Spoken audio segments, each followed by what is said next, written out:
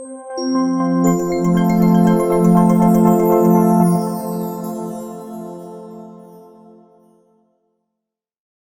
and a very warm welcome from Maritime CEO to all our speakers today. This is a very special session in collaboration with Aspire for Her Foundation. And today we are lucky to have with us Madhura, Rica, Roma, and Divya, who are going to be joining us and sharing us their inspiring stories, as well as touching upon best practices that we could apply in the maritime industry. I now hand over to our host, Krushi Barfiwala, who is in the legal profession for the last 10 years and currently a principal associate with Parinam Law Associates. She specializes in commercial disputes and maritime law, and she's now representing Maritime CEO in this conference to take over the session. Welcome everybody, and over to you, Krushi. Thank you, Sanja. Hi, welcome everybody. Let me take the privilege of introducing Madhura. We have with us Madhura Das Gupta Sinha from Aspire for Her. She has worked in banking for over 25 years before starting her passion project, Aspire for Her. I read an interview of yours where you actually told Fairy God Boss that you were worried whether you would be able to live up the startup life with limited resources at 50, but then you realized that life begins at 50.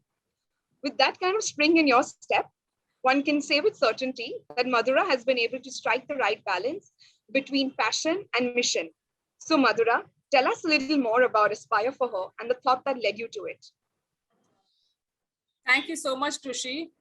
And thank you, Sanjam, for allowing us to do this Aspire for Her panel at your Maritime CEO event.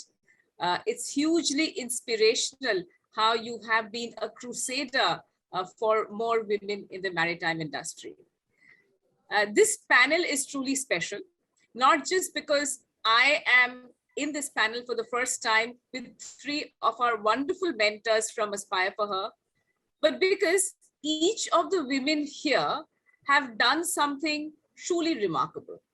I know Krushi has great plans to introduce all of you, so I will not take away the thunder, but rest assured, I think this is one of the most interesting and diverse panels that I have ever been on. So thank you very much to all my co-panelists here. This looks like a wonderful conversation that we're going to have. Krushi, as you mentioned, yes, I have been a banker for 25 years, but the most fulfilling and the most rewarding part of my journey has been for the last 18 months. I started Aspire for Her on Women's Day 2020. And why Aspire for Her? I was looking at gender data emanating from India, and I was seeing that India is absolutely at the bottom of the pile if you look at the Global Gender Gap Index in terms of the economic participation and empowerment of women. In fact, we are 151st in a list of 156 countries. That got me a little worried and depressed, and I started digging a little deeper. I realized that things have not always been this bad. In fact, for the past 15 years, the women's workforce participation has been declining steadily in India. And that was such a sad fact. I said, someone needs to do something about this. And I thought that someone should be me. So that's how Aspire for Her started. And, we started thinking of what's the right model to motivate more women to enter and stay in the workforce and unleash that $1 trillion opportunity that McKinsey actually talks about if just 10% more women get to work. Today, out of 100 working age women, less than 20 are economically active. Less than 20 have economic agencies of their own. And that's truly sad because the number of girls who are studying in India, the number of girls who are graduating is actually at an all-time high. And that is an ironical fact of life. That's what we wanted to change. And we thought, what better than a community-based approach to solve this problem that India has been grappling with for the past 15 years. So we look at a 5-point mindset change model to change mindsets. And you are all in the maritime industry. You know that whenever you talk about women and maritime, I'm sure in more than 90% of cases, your viewers' eyes just glaze over. What are you even talking about, right? And true enough, even when an uninitiated viewer is thinking about seeing women in ships, leading the waves, leading the charge, it's not something that comes very naturally. But at the root of all of this is a mindset that needs to be changed. And we said, mindset change is possible. And let's try a formula. And that's what we tried doing for the past 18 months. Today, we have 75,000 members, mentors, and supporters who are part of our community. They are from 60 different countries. And we find that our cause resonates with so many corporates, with so many enablers and institutions who actually want to be part of our journey. So that's why when I say that the last 18 months have been the most fulfilling part of my professional journey, this is what I really mean. So our mindset change formula actually talks about 5 things. The first pillar is mentors and role models. And you see 4 of them here on this panel, including Sanjam. So whether it's Roma, whether it's Rica, whether it's Divya, whether it's Sanjam, our mentors come with a single passion. They want to give back. They want to ensure that women professionally have very, very fulfilling careers, and young women who are starting life can look at them as role models and can take the same path. That's what our mentors do. And we are very proud that we have more than 100 women CEOs, CXOs, leaders who are today mentors at Aspire for Her. They generously give their time, they invest their energy, and they work with us to build a true community which gives and takes and grows every day. The second pillar we work on is learning opportunities, because we feel that it's very important for every member to keep their doors and windows of their mind open to new career options and to new opportunities. The third pillar we work on is career previews. And why we feel that's very important is because if she can see it, she can be it.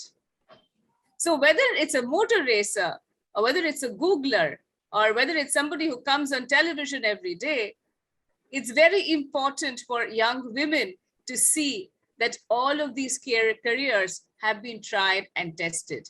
It's just that they did not know about it. The fourth pillar we work on is what we call a peer community, where we see such amazing stuff every day. Whether it's our Not Alone peer community, meant for women who have lost their primary breadwinners to COVID, or whether it's a return to work peer community, where women who've taken a gap want to just get back into the workforce and find the right way to do that, or whether it's our women in colleges and universities, we see amazing stories emanating every day. The other day, I was speaking about a young girl who goes to college in Patna, studies psychology. She's not an engineer. She is doing courses on blockchain from IBM, learning from IBMers on the Aspire for Her platform, and aspiring for a job at JP Morgan Chase, people who have actually come on our platform and have offered jobs and internships to our members. The world is an oyster for this young girl who would, in an earlier age, would probably not even have dreamt of finishing college or doing something beyond it. She is dreaming big today. She is aspiring for more. So that's how we are building our community, and we are ensuring that every woman in India is what we call in the 3E. What is 3E? 3E stands for employment, entrepreneurship, or education. We want every woman to have economic agency. We want no woman to ever feel that she is dependent on somebody. We want every woman to pursue financial independence. And that's why we aspire for her. Thank you, Krushi. Long answer to your short question. Thank you so much. It was actually an absolute delight to hear about this. Truly motivating. Thank you for actually being that someone who took up and decided to champion this cause. I think we can safely say behind every successful woman is a woman, and nothing better than that. So we also, we also have with us Divya Miglani, Rica Roy, and Roma Datta Chobey. I will start off by introducing Divya Miglani. She has been involved in the dual world of media and sport, motorsports for the past 18 years. She's currently on the board of Federation of Motorsports India, representing women on the Four-Wheel Racing Commission and a media strategy consultant. She has held various executive positions at Times of India, Star TV, NDTV, and has also become one of India's youngest ever women racing drivers, starting out on the rally circuit and then onto the racing track. Rica Roy is a journalist working in the field of sports, currently India's only female broadcast sports journalist and presenter. Rica has worked with NDTV covering sports to elections for the last 17 years. Her beats include cricket and Olympic sports. She's a big champion for women in sports as an athlete, athlete support group, or as a news person. Roma Datta Chobey, she leads Google India's native industries covering a range of key sectors, namely travel, telecom, media, entertainment, e-service, gaming, and B2B for India. Roma joined Google over 5 years ago, bringing with her experience as a banker in both Indian and multinational banks. Roma has had successful leadership tenures in Standard Chartered Bank, HDFC Bank, IDBI, and ABN AMRO. Thank you so much, everyone, for taking the time out and being a part of this. I request all of you all to share some of your personal and professional journeys. I will actually start off with Divya. My first question to you would be, how race control, and for the benefit of our listeners, can you throw some light on what is race control? Thank you so much, Krushi. Hello, everyone. It's just so wonderful to hear all these interesting stories and experiences of all of you. Race control, it sounds like a very sci-fi, but it's actually the most simplest of all. It's nothing but when we see what we see on the racetrack. So whatever happens behind the racetrack is what the race control is.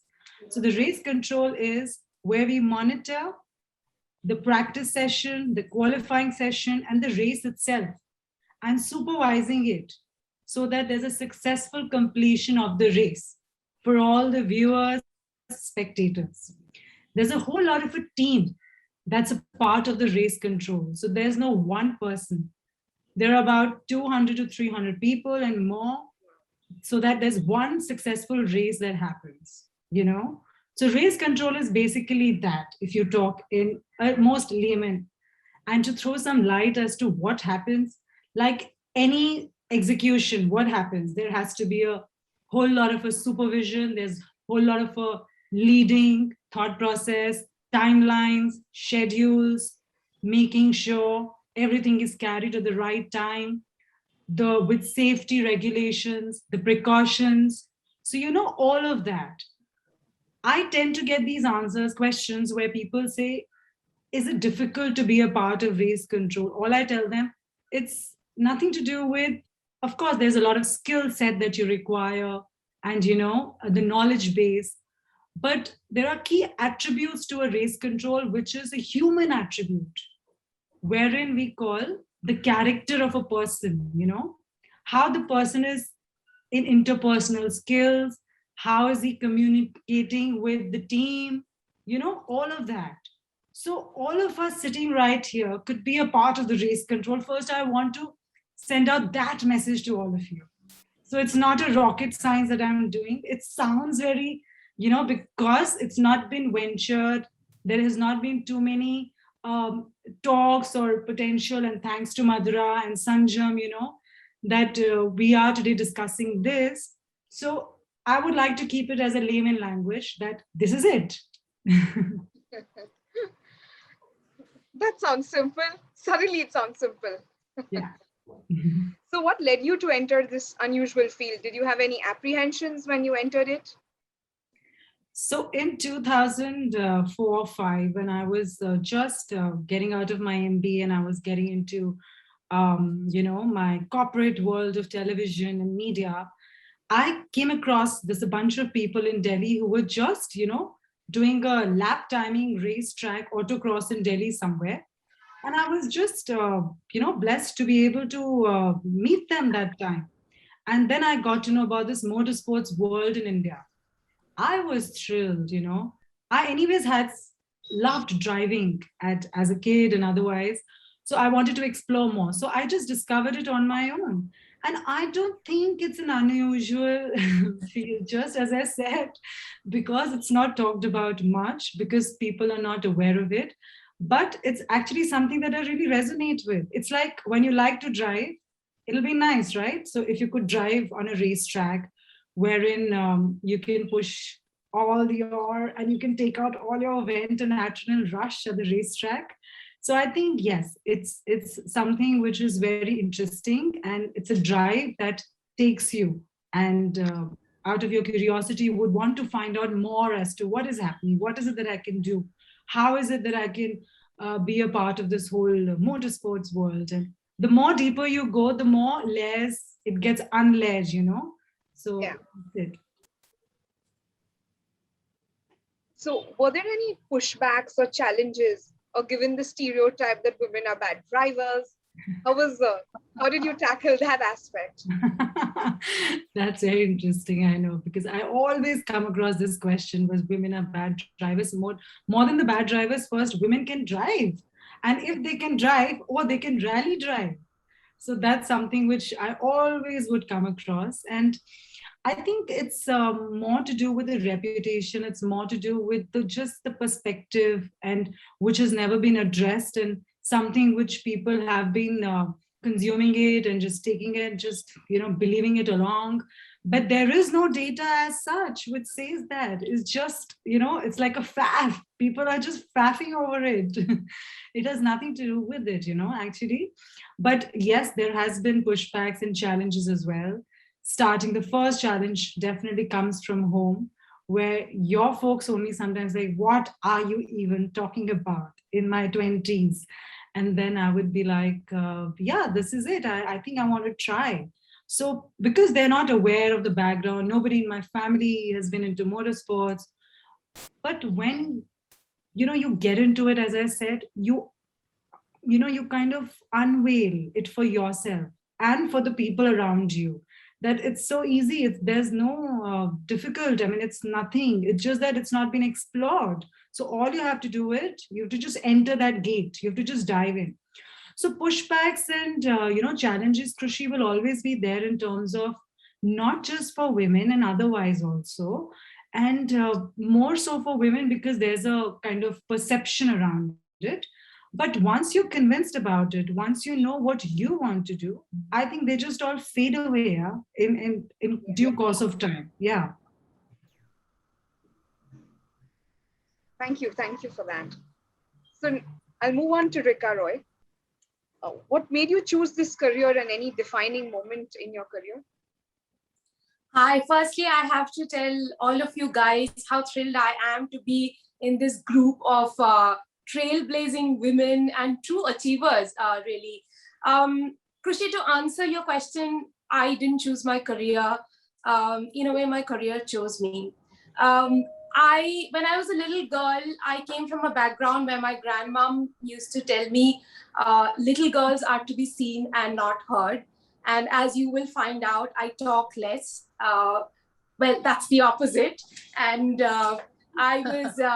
my grandmom always used to ask me to be quiet and to be seen more and not spoken, and not be seen speaking to very many people. But I am grateful to some very strong women who have been with me during my journey, my grandmom and my mom, who have given me the chance to fail. And I think, coming into a very unconventional field like sports journalism, There was every chance that I would have failed, but they really supported me in that. I can also tell you that I'm a medical school dropout. I went to a medical college for 7 months, and thereon I did not, when my anatomy classes started, I dropped out because I just felt that it wasn't me. When I came back and I told my mom that I didn't want to study, I didn't want to do my graduation, all that I wanted to do was write and speak. So my mom said, very good. Next year, if you don't get a college admission, I'll get you married. I was like, oh, okay. If that is the threat that's coming to me, then I better do something for myself. So I think the journey really began there. And, I was lucky to get some very good internships. First was with this lady called Anita Pratap, who used to be the head of CNN in Asia at that time. And she had come to Calcutta, where I was actually I had dropped out that year, and Mother Teresa, in fact, passed away. And during that time, Calcutta became the headquarters of world media. For about 15 days, all of the world was there, lined up along this hotel, the hotels in Park Street. And I happened to, go there to see, just to find out the melee that was happening. And I met Anita Pratap. I kind of told her that I'm very curious to see how things work and how it works with her. She said, would you be interested in doing an internship with me? So I said, why not? So one of the nights when I was kind of sitting down and transcribing some stuff for her, this gentleman called Uday Shankar, who now heads Star, he noticed me and he asked me what was I up to. So I told him that this was what I was doing. And, he told me that if you're really interested in journalism, I can offer you a job, but you will have to come in as a trainee and you'll have to promise me that in 3 years' time, you gave me a certificate showing that you've done your graduation. Otherwise, I'm going to chuck you out. So there began my stint with Aaj Tak, but it didn't happen immediately, maybe 6-7 months down the line. But really, my internship with Anita Pratap was an eye-opener. That was the first time I got to know about the world of journalism. Sports was always a part of, who I was, growing up in a family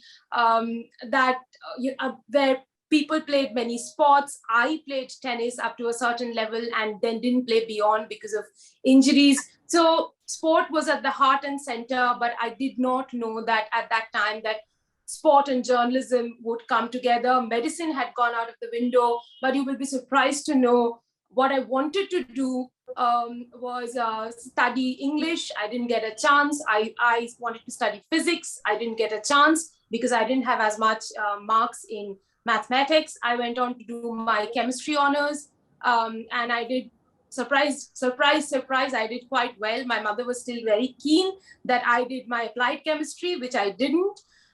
Thankfully, I was already working by then in Aaj Tak, and my mother just couldn't give me those threats that she'll get me married.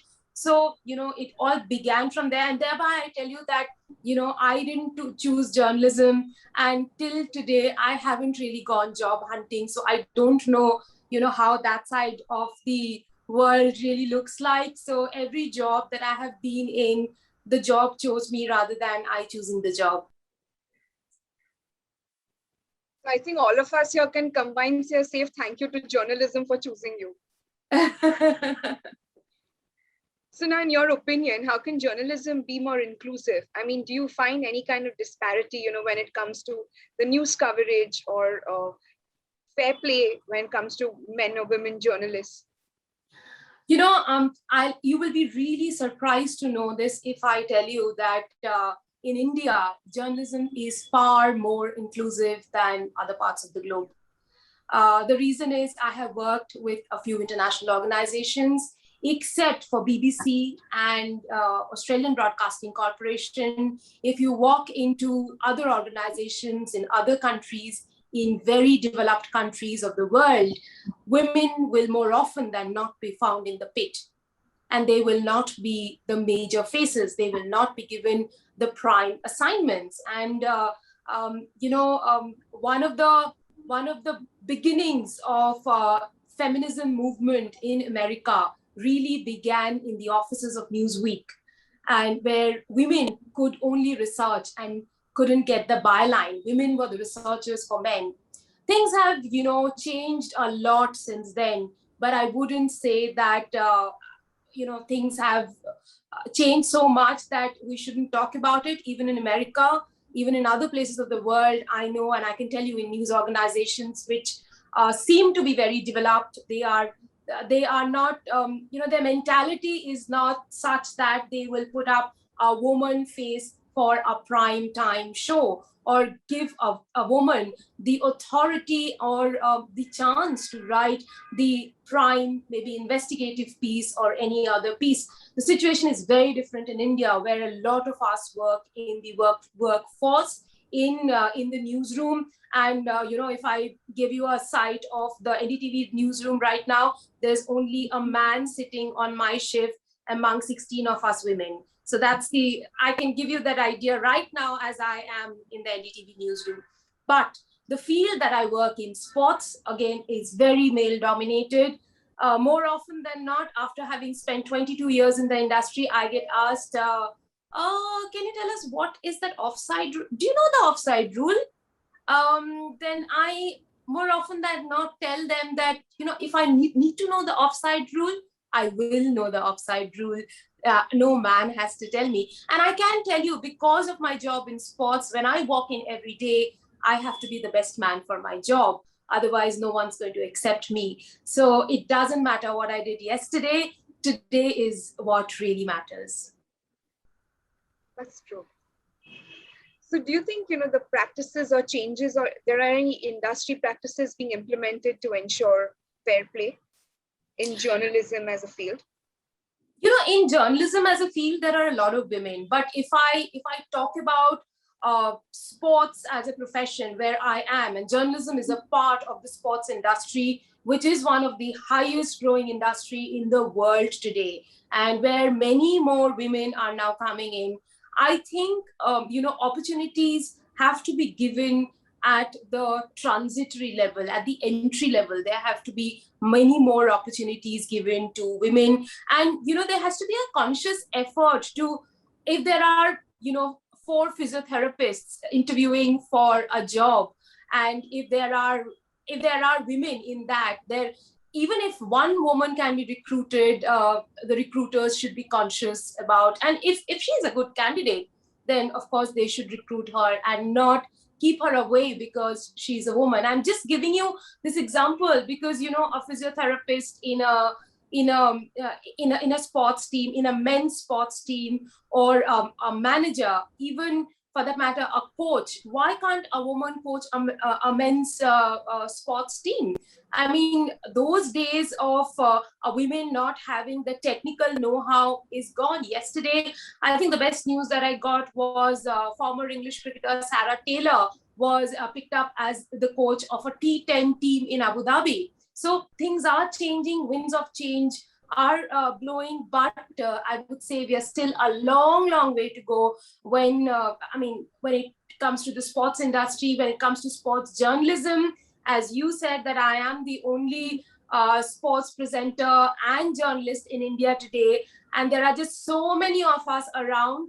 However, having said that, I'll give you the exact number of women sports journalists in India today. The number is 58, and that's a pathetic figure given how interested women are in sports and how knowledgeable they are. Why don't they get the entry? Because there are some men sitting out there who think that they are not good enough. You are not good enough. That, idea has to change. And, I try actively in pushing these women, trying to get them to the fore so that they are able to speak up for themselves. But there has to be a consistent effort, not just one person, but many people like me who can then push them into the industry. And it's also not the fact about, another person saying you're not good enough. When you're constantly hearing that you're not good enough, that gets ingrained that you're not good enough, but that's not true. Those biases have to be really broken when it comes to a woman. When you just go out and say a woman is not good enough, no, that is not true. And there are so many women I meet along the way who are really, really keen on joining the sports industry, but are unable to because of lack of opportunities. Kind of upsetting to hear this, but it's also good that, everyone's come together to further discourse so it's not repeated. Thank you so much. I'll now move on to Roma Datta Chobey. So your career spans from banking to director travel, food and gaming. How did this shift happen? Firstly, let me thank the organizers. In my day job, this doesn't happen very often that I'm in all women's panel. So it's really, really amazing to be with such amazing, accomplished women. And Madhura's been an inspiration all through. We've had the opportunity of working in the same organization in the past. And clearly, the importance of representation, that when you see another woman doing it, and you are inspired to do it yourself. I've seen that with Madhura and some more women leaders that I had seen in Standard Chartered Bank. Now, coming back to your question, and I also want to comment on one thing that you said in the beginning, that behind every woman's success, there's a woman. I have to say I'm privileged that behind me, I've always had 4 women. I have 3 elder sisters and my mom. And I really feel that that's played a huge role in everything that I've done in my life. They've always been the wind, beneath my wings. So having said that, when I started, my career can be divided between banking and Google, which is tech. So banking and finance and tech. Banking happened by accident. So I come from a Fauji family, grew up in very small towns, in cantonments. I had nobody in the corporate world in my extended family. So when I was growing up, I wanted to be a designer or join the army. And banking just happened. I entered a private sector bank for the first time in my life while I was finishing my graduation. And I loved the culture so much because I was used to seeing very small, banking extension counters when I was growing up, SBI in some small town cantonment, that I just loved the environment and I applied for it. So that happened by accident. But what happened after that was pretty much conscious and a lot of effort. And of course, a lot of encouragement from men and women around me. I've literally grown through the ranks. So I started as a frontline, banker in branches, and through the years, focused a lot on learning. I also want to tell your audiences here, while my career has been divided between finance and tech, I don't have a finance degree. I am not an engineer. I don't even have a MBA. I did my graduation in botany. And since I wanted to teach or do something in education, I went ahead and did my B.Ed. And that's when the banking job I landed. So absolutely no qualification, any relevant qualification for both the areas that I worked in. But as I said, once I got into banking, I really focused a lot on learning. And I remember when Divya was talking about Divya did sound like a very technical thing to me, race control, but you spoke about interpersonal skills, right? And I think throughout my career, consciously, I've really focused on developing skills which are transferable. So a lot of focus on how can I become more agile, more adaptable? Can I come out of my comfort zone and try something new? So on and so forth. And in banking, when my second son was born, I was joining back from maternity. So I took up a job which was out of my comfort zone. I had spent most of my career in sales and in P&L kind of roles. This was a strategy role, and the only reason for me to take this role was that it meant less travel, so I could spend more time in the same city with my kids. But the advantage of doing this role was that it really opened my eyes to the future, and I realized what digital will do to our economy in the future, and hence that inspiration to get into tech or in the digital space came in. It took some time for me I had shortlisted a few organizations. Google was top of the list. It took me at least 2.5 years, if not more, to get there. And given the fact that, as I said, I really didn't have any relevant qualification. But I think what's worked for me so far in my career is a lot of validation, inspiration from other women around me who've done it or tried to do something different. And it's made me feel that if they can, why can't I? And the other thing is that I've focused a lot on learning on the job. So I might not go for professional degrees, but I will do my bit in terms of going deep. And today it's become so much easier, right? If you want to learn about anything, it's available on YouTube. You don't even have to go to library and try and find the right book and spend time. In my initial days of my career, I would try and do that. So that's really the journey. That's interesting. So what are some of your key takeaways that you took along with you when you made a switch in your careers and workplace? One thing that's helped me is taking risks. So initially, when I joined, I was very cautious of how will this work out in the long term in my career. Am I taking? So I will take very calculative risk, the obvious next step and things like that. But somewhere down the road, I started taking a little more risk. And I think that's something that I would want to share with everyone, that when you come out of your comfort zone and you try something new, if you succeed, it of course builds a huge amount of self-esteem in you, and you then don't restrict your ambitions based on your past experience or qualification and things like that. The next risk you'll take will be larger. If you fail, then also it really helps, because any setback, failure, it's not permanent. In a matter of time, it could be 2 years or 1 year or whatever, you will overcome it. And that also makes you take risk more, because you know that you can fail and you can stand up and you can walk again. So I think one thing, the moment I started consciously pushing myself to come out of my comfort zone and take risks, that's where my I would say my career really started growing in a more exponential form than incremental. Right. So in your experience across industries, are similar issues faced by women, when it comes to climbing the ladder or being Sorry.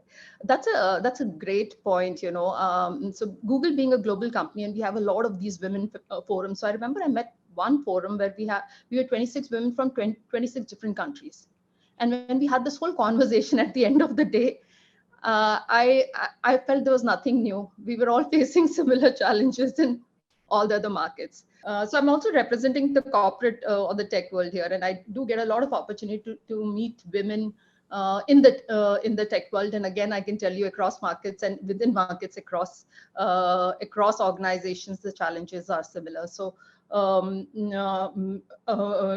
Richa, right? When you were talking about sports, and I can imagine there the challenges even more. And you spoke about hiring.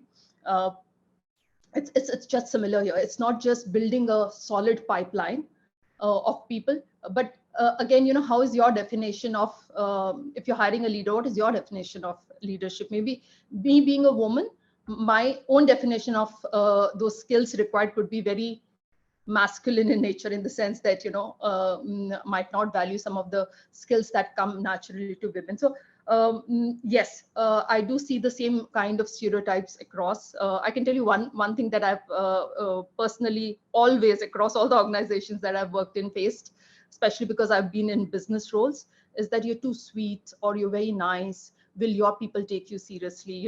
You're supposed to be a little more tougher and use tough language to get numbers done. And that's again such unconscious bias, right? I think I'm very effective. And how do we kind of look at skills which, and today, post-COVID world, if you look at some of the countries where we had women prime ministers and the way they managed COVID, just shows how effective they were. So again, really, I do believe these are some of the things which happens across industries, across markets. It's just some of these unconscious biases that we carry when it comes to women at work, which needs to be busted as we go along. So thank you. That was truly inspiring all to hear about your journeys. The maritime industry is also fairly male dominated, and it would be kind of interesting to discuss the interplay between the best industry practices that you all have and something that we could take on for the maritime industry. So can you share some of those? I will start with Rica. Well, I honestly have no understanding of how the maritime industry works, but all that I can say is that one thing that works across businesses, across industries, is if you want to have a career in a certain industry, just know and be sure that you have passion for it. Because I think everything stems from that one thing, having the passion. Like Divya says, you drive the car and you like that driving the car, and you can drive it in the rally. For me also, journalism, covering news, being part of the newsroom is a passion. And I would say that I am living my dream every day. And it only becomes a good career option, or you can only do better in your career with each passing day only if you have the passion for it. Otherwise, I think one falls into the trap of mediocrity. If someone else has chosen a profession for you, the idea for all of us is not to remain mediocre and rise above mediocrity. And that begins with being passionate about what we are doing. So over to you, Divya, for answering the same question. Motorsports, when we talk about, is one sport which is actually a sport for all. It is. So we do not really have, it's like a mixed circuit. We do not have like a women this different than the men. That was in fact what excited me to get into the sport. I always say, once I wear a helmet, I'm a race car driver. So it doesn't have to do anything with my ponytail there, Mm-hmm. So, but having said that, to make sure and give equal opportunities to women, and attract and make sure, telling them that this is also open for you. This is not go perception. What we have done recently is we have come up at the Federation Board. I represent women in India for commission on the Federation of Motorsports Clubs of India. So this is a very recent approach that we've taken 2 years back. We have come up with a Women Commission on the Federation, which never happened, in India. So what we are trying to do is we are trying to get more and more women involved, and we are reaching out to them.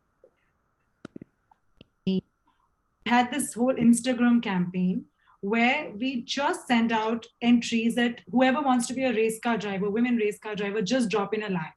So we had about 80 to 100 women. We trained them for 2 days, whatever training we could do initially. And then we just put them with the boys the racing circuit. And now this happens every year. So for last 2 years, it's happening. So what we are trying to do is we are trying to generate and create more and more women in terms of different fields of motorsports.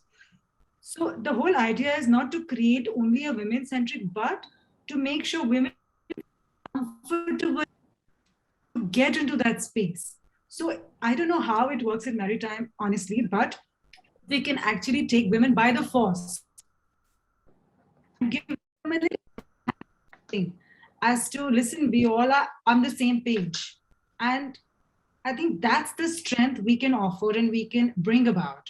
And then we can bring about a positive change, Anyways, women are, of course, men are also very good, but women definitely have been blessed with a lot of, deeper qualities, which can hold on to a lot of things, in terms of activity or execution, operation, all of this put together. So I think it's going to be a very good balance if we can do that. So I think women by the women, we need to take them by the force.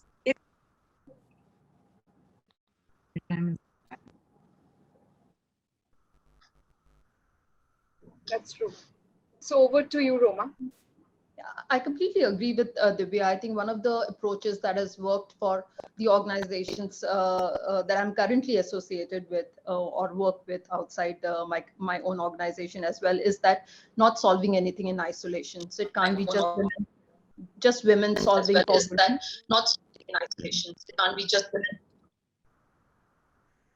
Yeah. So really, Divya, I kind of agree with you there.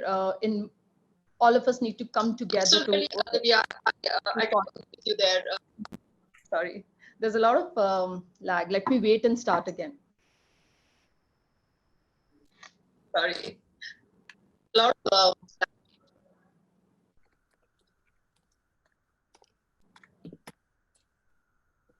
yeah. So I'll start by saying that one good learning for us has been that don't try to solve anything in isolation. Involve men because we all work together. I'm finding this. I'm just hearing my own voice. Vivek, is there any way of correcting it? Can I wait? Vivek, is there any way of correcting it? If we put ourselves, other speakers on mute, will that help? Yeah. Yeah, I think Divya's thing was more on video and Roma's is an audio, and you're like something on the. I think it's, I don't know, whether it's a Zoom platform or whether it's a network which is actually playing up. Yeah. I think it's a network, because otherwise, Krushi's is very clear, right? Krushi's is very clear. She's her thing is yeah. So maybe Divya's. We can try now. Let's try it now. Yeah. If all of you put yourself in mute, then I can try and answer.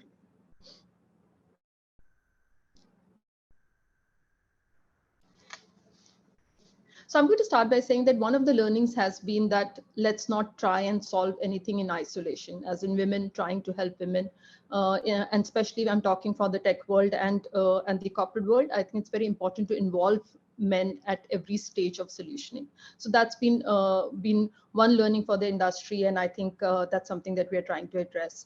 One thing that we are doing in our organization right now, and might apply to yours, is that we approaching this in a very structured way. So we're actually working across 4 pillars. The first one is representation, and big focus on hiring, not just in having a very represented pipeline. So there's a huge target that we carry on pipeline, that we need to have a very wide pool of candidates that we can select from, but also a lot of focus on equitable hiring. And by equitable hiring, we mean is that how do we do some bias busting sessions around what are the criterias, because some of the criterias in our head could be very something that comes very naturally to men. And Divya mentioned things like compassion, empathy, which are normally associated with women and highly effective in any role, really leads to large actual business impact, are sometimes not really even looked at or measured as a leadership skill. So how do we really expand our definition of leadership and not really go by things like presence and gravitas, and make it more result oriented, effective, and so on and so forth. So a lot of work around representation being the first pillar. The second is really progression. So once you've got women in, what are we doing to ensure that they have a good progression in the organization? And there again, simple things like when you have a very impactful project, key roles, leading projects across industries, we have seen that women don't put up their hand as often as men do, or men are more confident about what they bring to the table as compared to women. So what are we doing to nudge them for the key roles? Are we really looking at it that they're getting the same kind of opportunities to perform? Third pillar that we work on is retention. So we get women in, we help them grow, and then there are key stages in our lives where it's great to see that men are more and more participating in bringing up children and so on and so forth. But largely across markets, women are still carrying the major load of it. And I have seen, especially when it comes to corporate world, 9-to-5 job, I've lost some really amazing team members after maternity, that they wouldn't want to take 4-5 years break, or when the children are small. So what can we do in terms of retention? So whether it's daycare centers in our sites or flexibility, and COVID has taught us that there are many ways of doing work, and we can build in so much flexibility there. So how do we get these learnings and really have a strong retention plan there? And again, when people want to take a break and come back, can we handhold them for the initial 6 months? Is there a skill building thing that we can do with them? So that's the third pillar. And the last one, which is very, very difficult to solve, is the cultural pillar, but very critical. So we can, it's not just enough to get women in, ensure their growth, retain them, if they do not feel that they belong. So how do you create a culture where you're really making everybody feel equally, get that sense of belonging? And again, that's within the organization, and something that I can really vouch for, helps me personally, is all these kind of women in products, women in tech, organizations where we come together and we discuss our challenges across organizations, different organizations, and try and come together to steal with pride, share best practices, create this ecosystem of, helping each other out. And Madhura, I would count this whole approach of building this community again. And I saw Madhura's program on LinkedIn, and then I reached out to her saying that it is so amazing and we can benefit so much from this. So all this together will play a big role on the fourth pillar side. It will take time. It's not an easy problem to solve, but those are some of the learnings. That's a very structured approach, something that definitely we can imbibe into our industry as well. So at this point, I'm actually going to request Divya to answer that. So we're talking about how we can do it at the Maritime, right? From our industry practices. Yeah, Yes. So as I was saying, motorsport is not a sport only for men differently and women differently. It's an equal sport for all, right? So that's what I always say, that once I'm wearing a helmet, I'm a race car driver. It has nothing to do with my ponytail or how long my hair is, right? So the whole idea is to come as an equal, as drivers, right? As performers, as sports people. But having said that, just to see, since there's a big perception about male domination in the entire sport, what we have recently done at the Federation. So I represent Federation of Motorsports Clubs of India on the Four-Wheeler Racing Commission Board, which has recently happened about 2 years back. We have made this Women Commission for the Federation, right? Now, the reason why we have done it, because we've been saying that no matter how much ever we say that women should be equal part of it, we couldn't still see enough number of women in the volumes coming in for the motorsports, right? So what we did was, like 2 years back, we just had a entry on Instagram, say, whoever wants to be a women race car driver, just drop in a line. So we had about 80 to 100 women. We shortlisted them, we trained them. We shortlisted about 10 girls from there, trained them for 2-3 days. Over a period of time, we put them with the boys on a Formula car in Coimbatore and Chennai racing tracks, and just put them with the boys and just told them that you can do exactly what you want to do. So just kind of empowering them with the kind of support they've been looking for, because there have been so many myths around the industry. So there are so many reasons why women would not enter the industry. So first, we have to identify what are those things that hamper the entries for women in that industry. It could be no career opportunities, off odd hours of working, risks involved, sabotaging their household, so whatever it is, we have to identify those things, right? And then we enter. So it was a very successful model. We came up with a women racing team, and now we do it every year, So the whole idea is not to just isolate women from men, but yes, wherever we have to take this call, we take women by the force. So we give them a hand holding so that women feel comfortable seeing more women in that male-dominated sport. I think if we can apply this in Maritime Shio, I don't know how it is in Maritime, honestly, but will be great to have that kind of an ecosystem as well. Yeah. Right. So I'll now move on to my next question, which is actually, what changes do you think need to take place in your respective industries or generally the corporate world to make it more welcoming to women? Rica, would you go first? Well, I think to an extent, Divya would agree with me on this ground. And I'm going to talk about a very basic thing, that in these sports stadiums, in the complexes that we go out and work in, open the washrooms for women, don't keep them. This is so critical that you keep them locked and you deny women opportunities. So a lot of women journalists, a lot of sports women, they come, then they drop out because, just giving healthcare and sanitation facilities is so basic. And I have seen year on year in the venues, in the stadiums across India, the ones that have better facilities, more women come. There's a growth of the ecosystem overall because of coming of women. The ones where the washrooms are locked, they don't have women coming in. So I think that is the very basic thing and the number one thing that women need. Women who go out, work on the field and have to stay out for very long, please open the washrooms and have them, cleaned and show them the respect. Basically, the respect for women begins there, that you are welcoming them in. So that's a physical change that one needs to bring about. The other basically would be, I would say, mindset.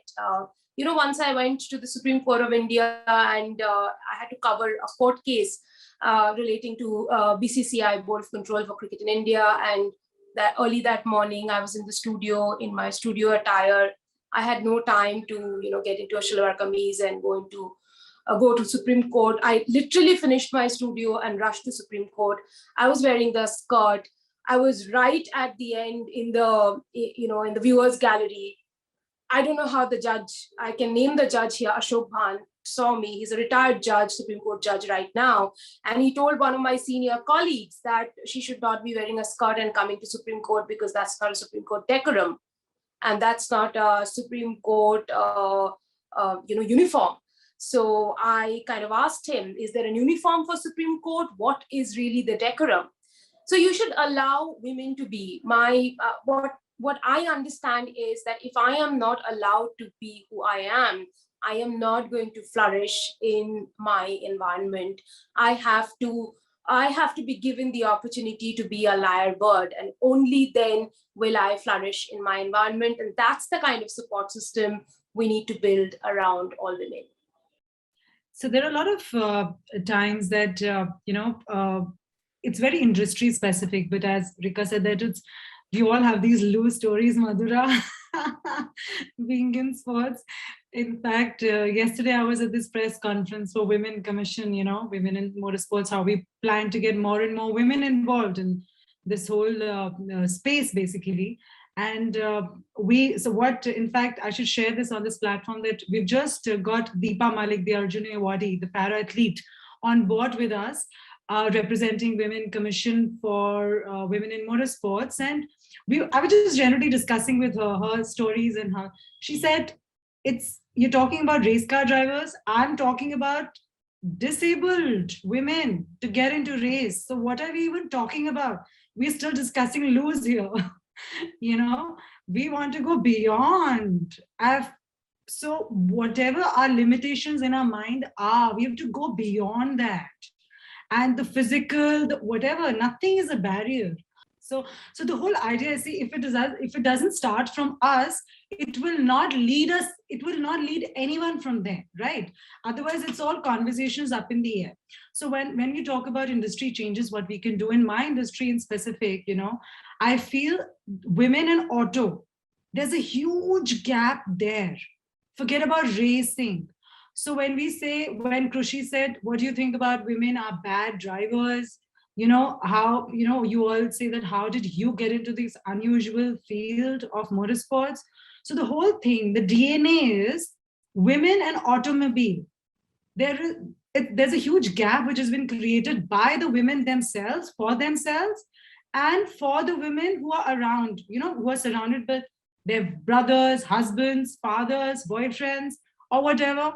Because, okay, for example, let's be honest. If we get stuck somewhere, right? Our brothers or fathers or husbands or boyfriends will volunteer, okay, I'll take you to the mechanic and I will do it and I will give it back to you when it's done. I used to say, why are you going to the mechanic? I will go to the mechanic. And then they would say, but why do you want to do? It's not a good environment and all. I said, no, I need to understand my car. The one that I'm driving, I need to understand it. What am I driving, right?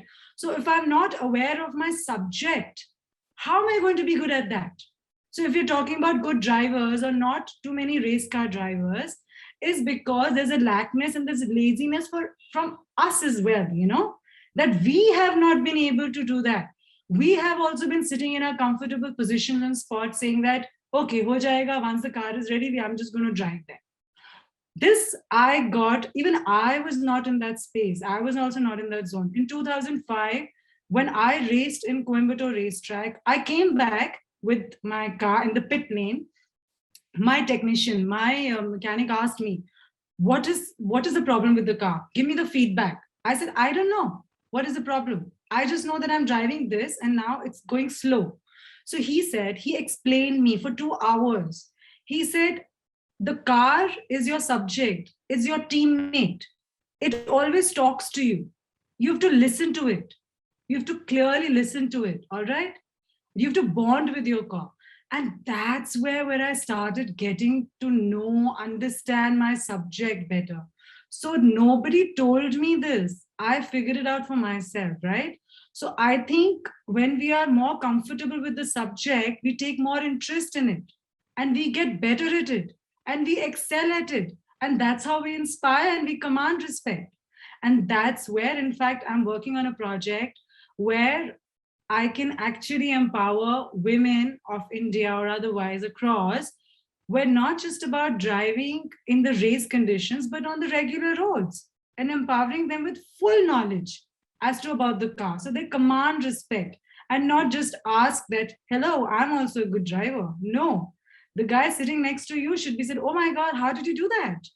You have to work towards on it, you know. So, Roma, the same question. What change do you think that? Many, but I'm going to start. So I'm going to prioritize in the interest of time.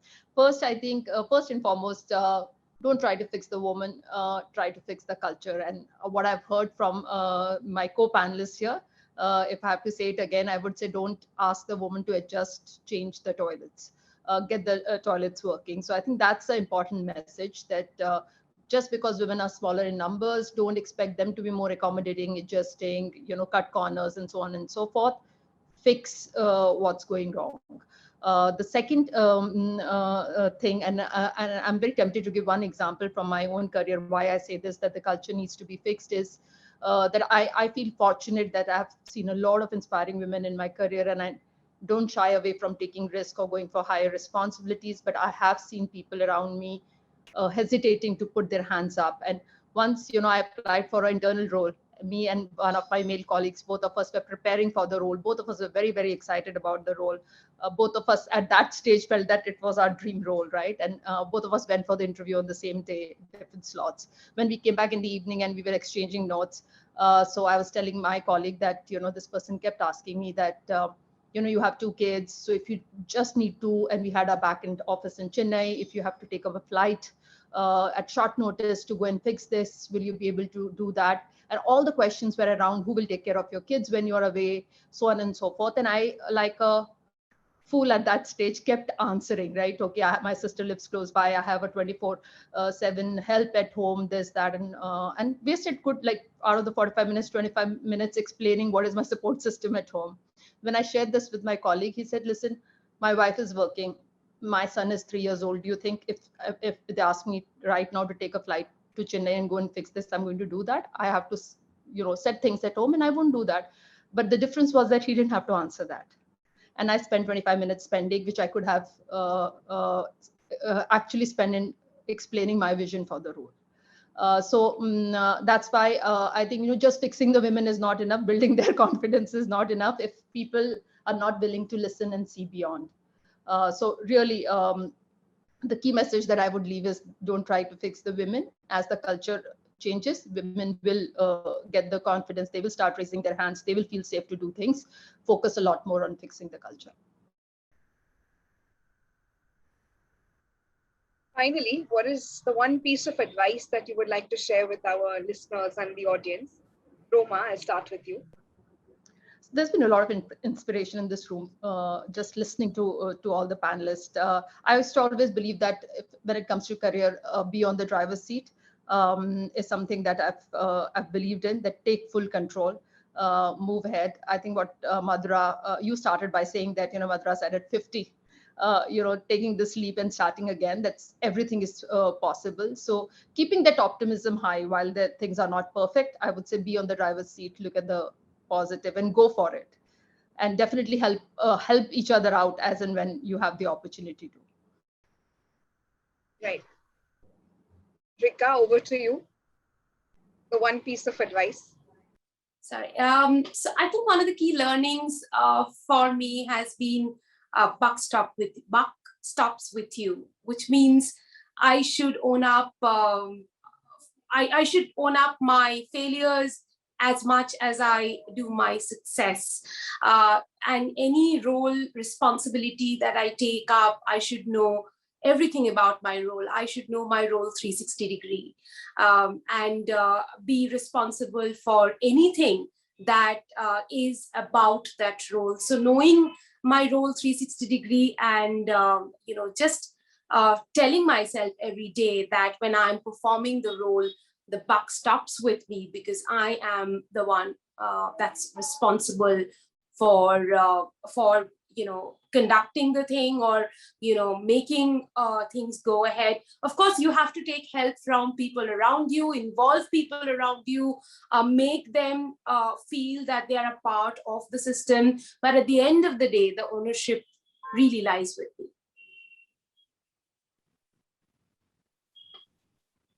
And Divya. Yes, Krushi. I just want to say and share that just dive in. Just go for it. Even if you cannot see anything right now, whatever your calling is, whatever you like to do, just go for it. In 2007 or 8, for the first time, inaugurated the Lavasa rally in Bombay. It was the first ever amateur rally that happened, which was a time speed distance. The whole idea of the rally was to encourage more women to drive, and come on the driving seat. Since then, until 21, there have been thousands of such rallies pan-India, and have been such a success, And when I was doing that, everybody told me there's no career. So I say dive in. So once you like something, things will unveil in itself, You don't have to keep waiting that there is no structured industry around it, no profession. So I would just say dive in. And right now, at this point, at this age, as you said, Madhura starting at the age of 50, and such an inspirational stuff she's doing over the years, what she's gathered, and look at Sanjam, how you all are doing this, pulling it all together.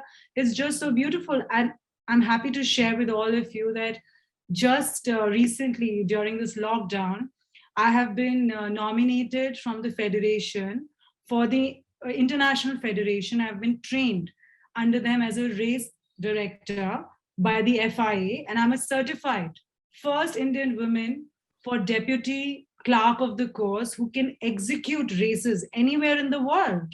So right now, there is no career as such, but I'm diving in. So from my race and rally car driver career of 20 years, I'm diving into a race director career, which no Indian woman has done ever.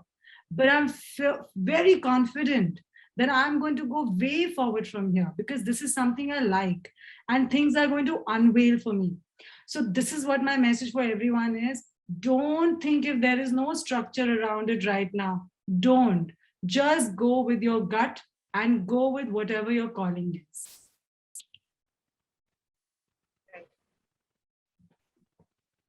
So that actually brings us to the end of this session.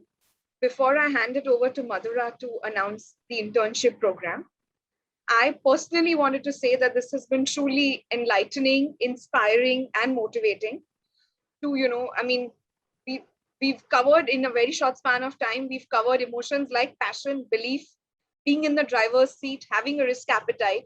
And I think that's a key takeaway, and that's a goal for which we, came up with this session for sure. So thank you everyone for participating and for being so honest and so open. And it's truly, truly, I appreciate it. Thank you. Thank you so much. Thank you so much, Krushi. You've been a lovely anchor for us. I could not help but use a shipping term here. Thank you. And thank you to all the panelists. Thank you, Sanjam, and your entire team for bringing this together. At Aspire for Her, if there is one single message that we would like to leave all of you with, it's actually just 2 lines. The first, never ever give up. That's exactly what we would like to leave all of you with at the Maritime CEO conference. And the second, always aspire for her. With that, I will also announce very exciting opportunity that the Maritime CEO team has put together. As all of you know, that we feel strongly, if she can see it, she can be it. And in many of your conversations that also came out, that the ability of diving in, the ability of having a path laid out in front of you, the opportunity is very, very important. And that is exactly what Sanjam and Krushi and their teams have done for us here. They have actually opened up internship opportunities for young women who are part of this conference to be part of the maritime industry, a very exciting industry. And we want all of you to dip your toes into that ocean and try and see what life is like. So we are delighted and inspired to announce this set of internships, which will be opened up to you. And the details will all be made available by the Maritime CEO Group. So thank you very much for doing this. And I am sure that many young women from our communities will actually take this opportunity up and explore the wonderful, exciting world of maritime for women. Thank you.